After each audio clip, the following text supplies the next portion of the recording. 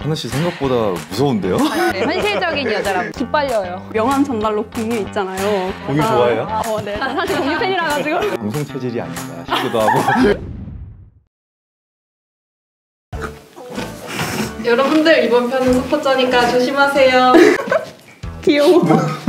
최근에 보니까 그 스키스 게임이 이제 시즌 2를 확정 지었다고 하더라고요. 네네네네. 한번 시즌2 전망을 한번 해볼까요? KD의 전망처럼 전망을 해보자. 맞아요. 물론 KDI 경제 전망만큼 그렇게 딱 엄밀한 경제 모델로 측정은 못하겠지만 그래도 한번 해보자고요. 근데 제가 주최자 입장에 좀 생각해보면 게임에서도 여러 문제점이 발견됐잖아요. 뭐 병정들이 뒷거래를 한다든지 아니면 외부인이 병정이 돼서 들어온다든지 병정을 인공지능 로봇으로 대체해서 바꿀 것 같아요. 왜냐면 AI 인공지능들이 더 명령도 잘 따르고 사람 말도 잘 듣고 하니까 하나 씨 생각보다 무서운데요? 네, 현실적인 여자라고 기빨려요. 우리가 하고 있는 일들이 언젠가는 인공지능으로 대체될 수도 있다라는 이런 얘기들이 막 하곤 하잖아요. 혹시 그런 생각들 해보셨어요? 이게 단순히 그냥 수리적 계산이 아니라 이게 좀 상황도 알아야 되고 맥락도 알아야 되는데 그런 걸 인공지능들이 되게 쉽게 할 수 있을 거란 생각은 안 해요. 뭐 대체돼도 되게 나중에 제가 죽고 나서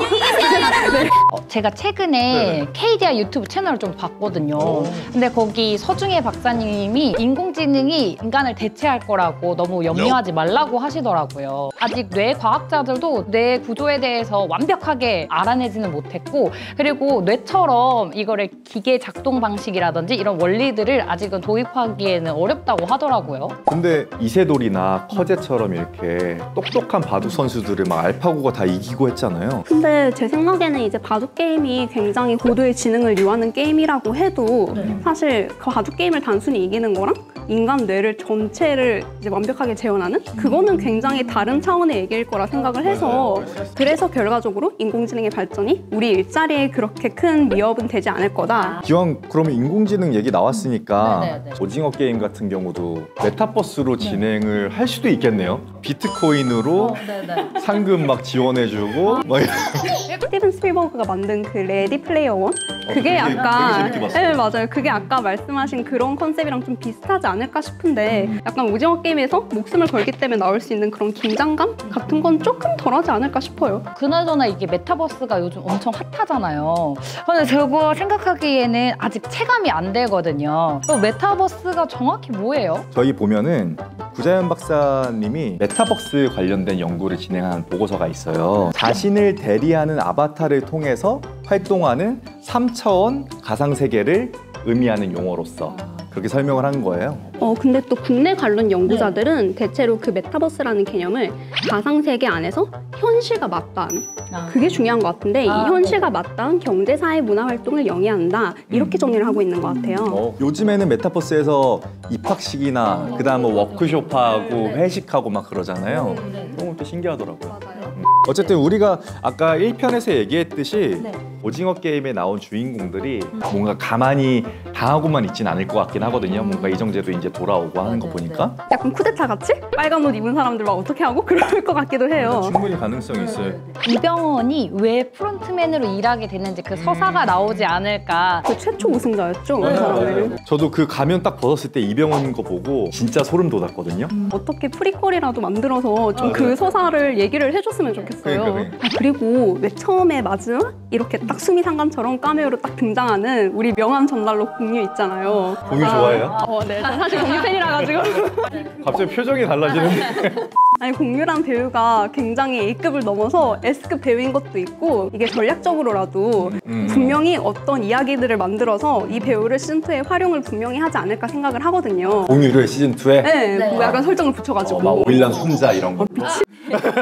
시즌 1에서도 뭔가 우리나라를 소개할 수 있는 그런 전통 게임 같은 거 했잖아요. 하고 뭐 시즌 2를 생각해 본다면 술래잡기 해볼 수도 있는 것 같고 다방구 이런 것도 해볼 수 있을 것 같고. 다방구가 뭐예요? 저희 세대 차이 아니, 좀. 아니 다방구를 모른 척한다고? 네. 촉이 아니라 전 진짜 처음 들어. 죄송합니다. 예, 다방구라는 게임이 놀이터에서 하는 게임이 있어요. 예. 우리 집에 왜 왔니 그거 있잖아요. 우리 집에 왜 왔니 왜 왔니 왜 왔니 막 사람들끼리 노래 나올 때는 다 같이 재밌게 막 춤추고 이러다가 갑자기 음악이 탁 멈추면 막 이런 거 있잖아요. 그렇죠, 그렇죠. 근데 뭔가 참가자들의 다양한 면모나 스토리가 더 막 풍성해지지 않을까요? 맞아. 시즌 1에도 약간 조폭 캐릭터 있었잖아요. 분명히 약간 빌런 역할을 할 만한 그런 캐릭터가 있지 않을까 생각을 해요. 신분을 숨긴 영재살인마? 그 왜 추격자에 나오는 하정우 같은? 저는 왠지 약간 엄청 똑똑한 기생충의 박소담 같은 그 스마트한 캐릭터 있잖아요. 네네. 한편으로 생각해보면 어쨌든 오징어 게임이 우리나라뿐만 아니라 전 세계에서 엄청 붐했잖아요. 이런 헐리우드 배우들도 조금 출연을 하고 싶어하고 섭외도 할 수 있지 않을까. 예를 들면 뭐 잭 니콜슨 같은 사람들. 근데 이제 이렇게 얘기하다 보면 끝이 없고요. 제 생각에 근데 100% 가까이 나오지 않을까라고 제가 거의 개인적으로 확신하는 사람이 있어요. 그 이정재 찐친? 정우성. 네, 정우성. 얼굴도 괜찮고. 지금 승현 씨 얘기하는 거는 다 잘생긴.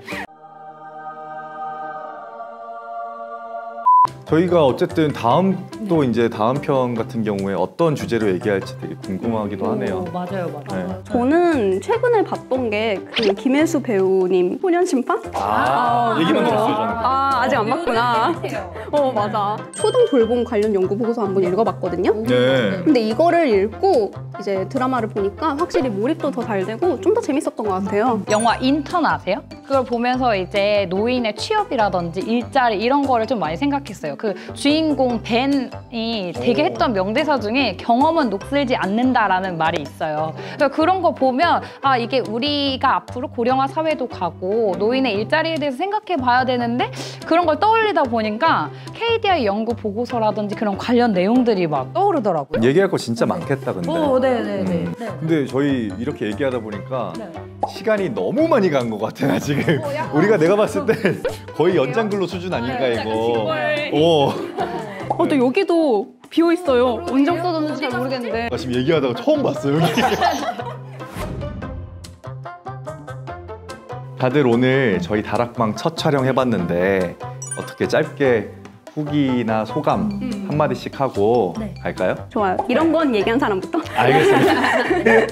저는 저희가 다락방 오늘 한다 그래서 오징어 게임 주제로 한다고 했잖아요. 그래서 저는 진짜 마음 편하게 진짜 왔는데 생각보다 우리 KDI에서 연구하고 있는 그런 내용들이 우리나라 사회 현상 속에서 다 이렇게 스며들어 있는 듯한 느낌이 많이 들어서 너무 흥미롭고 오늘 이 자리가 저도 한 번 더 뭔가 보고서를 공부하는 듯한 쉽게 공부하는 듯한 느낌이 들어서 진짜 많이 배웠어요, 저는. 저는 교육 파트에서 또 일하다 보니까 생각 외로 영상 보고서라든지 그런 내용들을 선생님이나 학생들에게 전달할 때가 많거든요. 그런데 이렇게 오징어 게임이라는 장르를 가지고 왠지 영화 코멘터리 하듯이 이렇게 얘기를 하니까 좀 흥미롭기도 하고 재밌기도 하더라고요. 새로웠어요. 네네네. 그리고 뭔가 우리가 시즌 2도 이런 기여를 할 수 있지 않을까, 우리의 영상이. 그래서 알고리즘으로 이렇게 툭툭 떠서 저희도 이제 떡상을 하지 않을까, 이것도 좀 생각해보고 있습니다.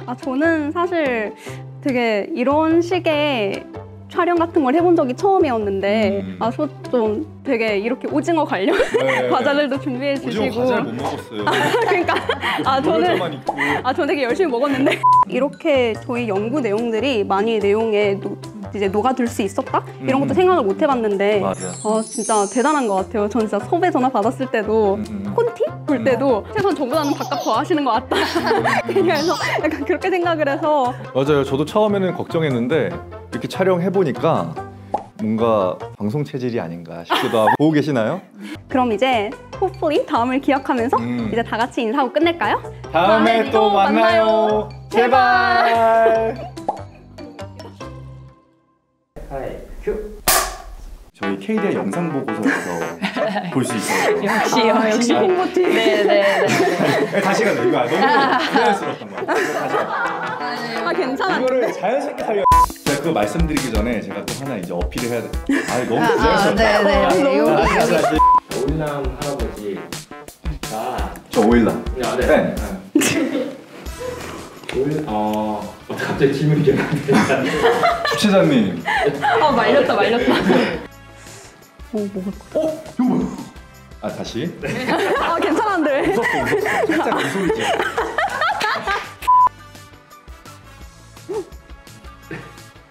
근데 좀 소리를 내야 될 것 같아요. 그냥 이렇게만 하면 약간.